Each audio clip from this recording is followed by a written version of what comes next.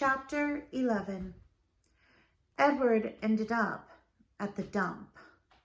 He lay on top of an orange peel, coffee grounds, rancid bacon, and rubber tires.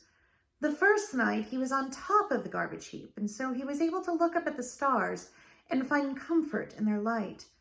In the morning, a short man came climbing through the trash and rubble. He stopped when he was standing on top of the highest pile. He put his hands under his armpits and flapped his elbows. The man crowed loudly. He shouted, "Who am I? I'm Ernest, Ernest, who is king of the world. How can I be king of the world? Because I am king of the garbages, and garbages is what the world is made of. Ha, ha, ha! Therefore, I am Ernest, Ernest, who is king of the world," he crowed again. Edward was inclined to agree with Ernest's assessment of the world being made of garbage, especially after his second day at the dump, when a load of trash was deposited directly on top of him. He lay there, buried alive.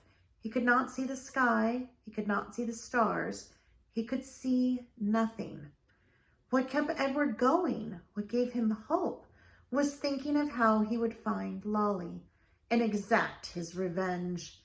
He would pick her up by the ears. He would bury her under a mountain of trash.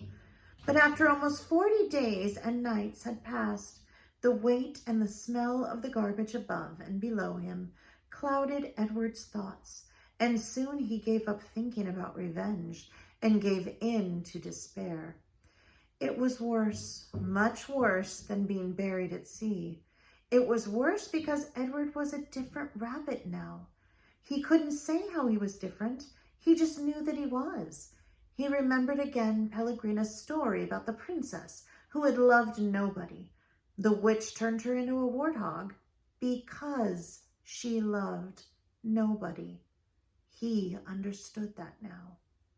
He heard Pellegrina say, "You disappoint me." "Why?" he had asked her. "Why do I disappoint you?" But he knew the answer to that question too. It was because he had not loved Aibileen enough. And now she was gone from him. And he would never be able to make it right. And Nellie and Lawrence were gone too. He missed them terribly. He wanted to be with them. The rabbit wondered if that was love. Day after day passed, and Edward was aware of time passing only because every morning he could hear Ernest performing his dawn ritual, cackling and crowing about being king of the world. On his 180th day at the dump, salvation arrived for Edward in a most unusual form.